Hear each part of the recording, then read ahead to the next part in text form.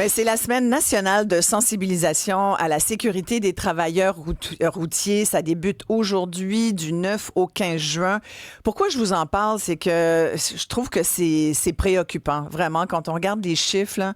En 2024 seulement, il y a 164 signaleurs routiers qui ont été blessés dans le cadre de leur travail. Il y en a 47 autres qui ont qui ont été victimes d'un accident. Ce sont des chiffres de l'Association des travailleurs en signalisation routière du Québec.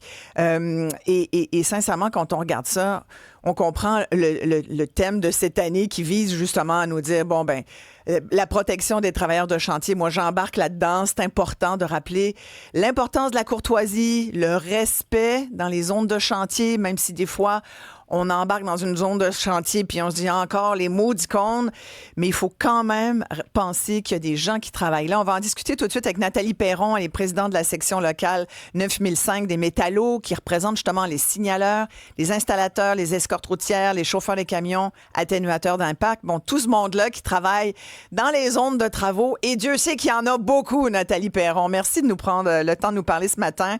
Rappelez à nos auditeurs pourquoi c'est important là, cette semaine de sensibilisation.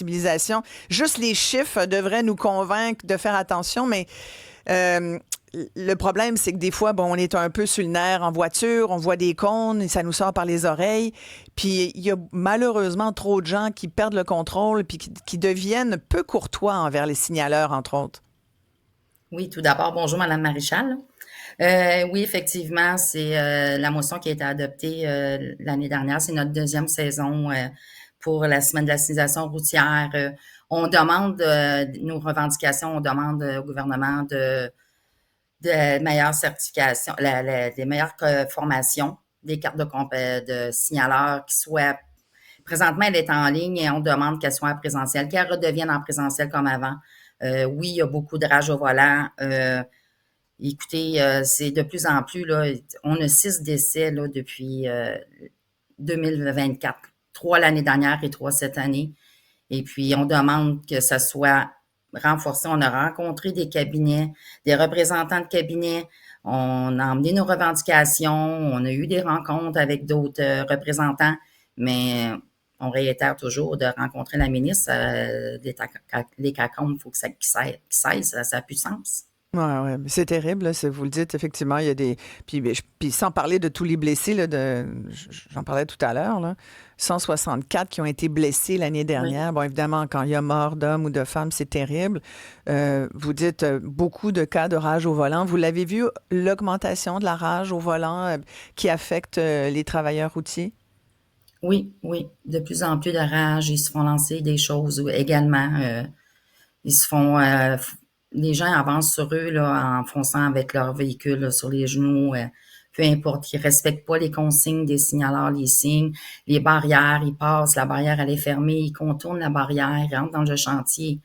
C'est épouvantable. Là. Il faut vraiment que ça soit plus soit sécurisé, ce monde-là.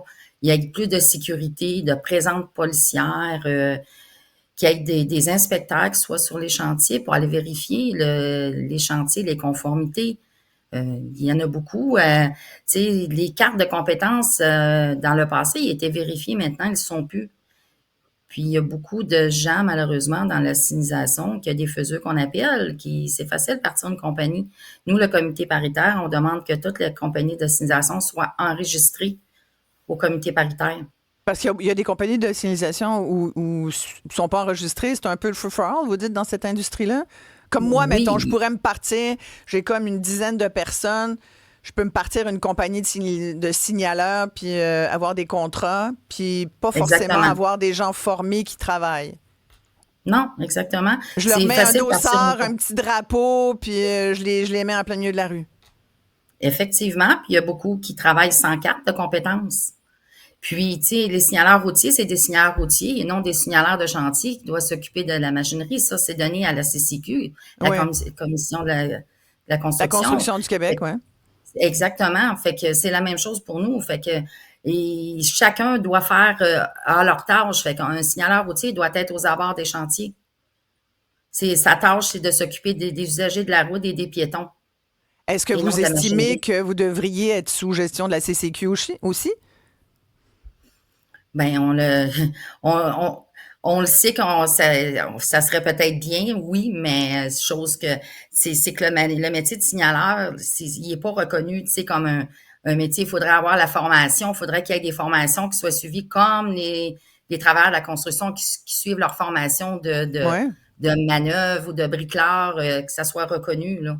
Tu sais, le métier de signaleur, oui, c'est la QTR, on fait une carte en ligne et ensuite, ta carte, là, c'est tout, là. Les installateurs, si on prend les installateurs dans la signalisation routière, eux, ont la formation, c'est 3 volets. Puis c'est en ligne, mais en présent, on a la caméra et on est surveillé pendant la formation, là. On fait notre dernier examen, c'est la dernière journée, c'est un 8 heures et ensuite 1 heure pour faire ton examen. Tandis que la carte de signaleur, c'est 2 heures puis c'est terminé, là. Oh mon Dieu, OK. 2 heures de formation seulement, puis tu peux être Oui, tu la fais en signaleur ligne. routier. Et en Oui. plus, elle se fait en ligne. Elle se le fait en ligne. Puis c'est la demande qu'on fait qu'elle revienne en présentiel, puis qu'il y ait plus d'encadrement à ce niveau-là, que les compagnies de signalisation encadrent aussi, qui font des formations internes à leurs signaleurs, qui soient formés avant d'en les envoyer sur le terrain. Ils font une formation en ligne qui dure, tu sais, d'environ 2 à 3 heures. Ils reçoivent leur carte, ensuite ils vont sur les chantiers avec aucune expérience. Mais c'est Puis 2 heures ou 3 heures la formation? Vous allez me dire 1 heure c'est de entre plus, mais 2 à 3 heures, là, c'est OK, en mais ligne, là, c'est approximatif, là. puis en 3 heures, on apprend quoi? En 3 heures, c'est vite passé, là. Oui, puis ils montent, tu as des choix de réponses, ensuite tu regardes, mais ils présentent pas tout, là. C'est comme les remorques barrières, ils en parlent pas vraiment, les gens ne connaissent pas la remorque barrière.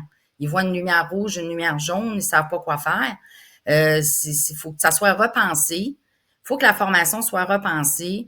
Ça serait bien aussi qu'elle soit présentée au niveau de les cours de conduite pour les jeunes qui commencent à apprendre c'est quoi les barrières, parce que c'est dommage, là, mais les gens ne connaissent pas les barrières. Ils ne savent pas quoi faire quand ils arrivent devant une barrière. Le Ben, c'est signaleur, simple. il est à l'écart. Ouais, ouais. Ben, parlez-nous-en de la barrière, parce que normalement, s'il y a une barrière, ça veut dire va pas là.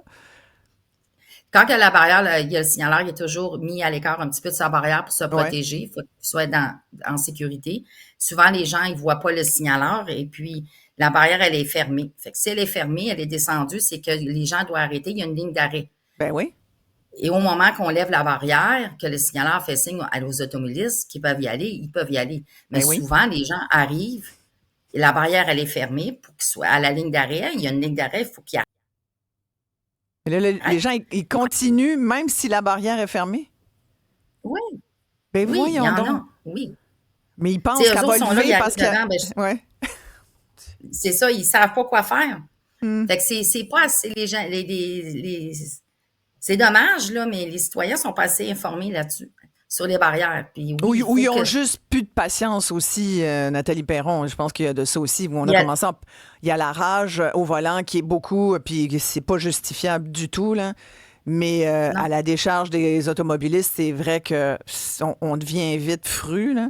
Même si, je le répète, que c'est calmons nos nerfs, tout le monde, parce que c'est certainement pas la faute des gens qui travaillent sur la route s'il y a tous ces chantiers. Il faudrait plus qu'on en ait à ceux qui les créent ou qui les planifient mal. Mais le pauvre travailleur ou la pauvre travailleuse, de signaleur, signaleuse, c'est pas le moment là, d'avancer pour y faire peur ou de l'invectiver. Moi, j'ai été témoin là, de gens qui se faisaient, mais invectiver, là, engueuler comme du poisson pourri. Puis t'as envie de. L'automobiliste là, qui descend de sa voiture, t'as envie de dire mon Dieu, mais qu'est-ce que je fais? J'appelle-tu le 911? Ça va dégénérer. Puis le pauvre signaleur là, qui finit par dire ben gars, passe donc si t'es trop pressé, mais comment on gère une situation comme ça? Là? Dans 3 heures de formation, y a-tu un petit 5 minutes où on aborde la question quand même? non, pas du tout. Pas du tout. Puis c'est ça qui est malheureux parce que c'est les premiers, hein, vus, hein, sur les chantiers. Puis eux, ils font que leur travail, là. C'est ils sont là pour la sécurité des usagers et des Ouais. travailleurs. Puis c'est eux qui mangent, comme on dit, là, les coups, Ben oui. puis qui se font foncer dedans.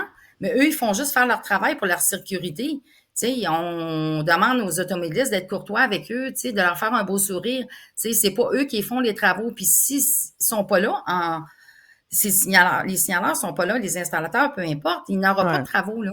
ouais, C'est eux qui font la sécurité pour les travaux, tous les chantiers de construction qu'on a au Québec, ouais. malheureusement, là.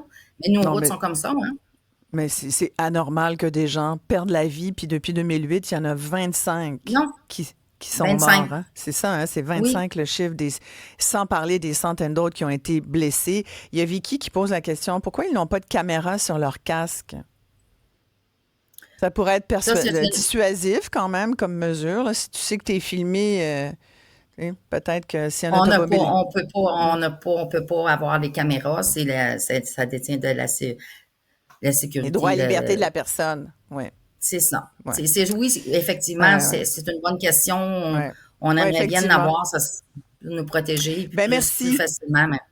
Merci Ben, Nathalie merci Perron, à vous. président de la section locale 9005 des métallos, qui représente les signaleurs, les installateurs, escortes routières, chauffeurs de camions, atténuateurs d'impact, tout ce monde qui travaille dans les zones de travaux nombreuses. S'il vous plaît, en cette semaine nationale de sensibilisation à la sécurité de ces travailleurs routiers, on se calme les nerfs, on prend ça, on respire par le nez, puis on se dit que, coudon, ben, ça va juste prendre quelques minutes de plus de notre vie, là. Et au moins, ça va éviter qu'il y en ait qui soient perdus.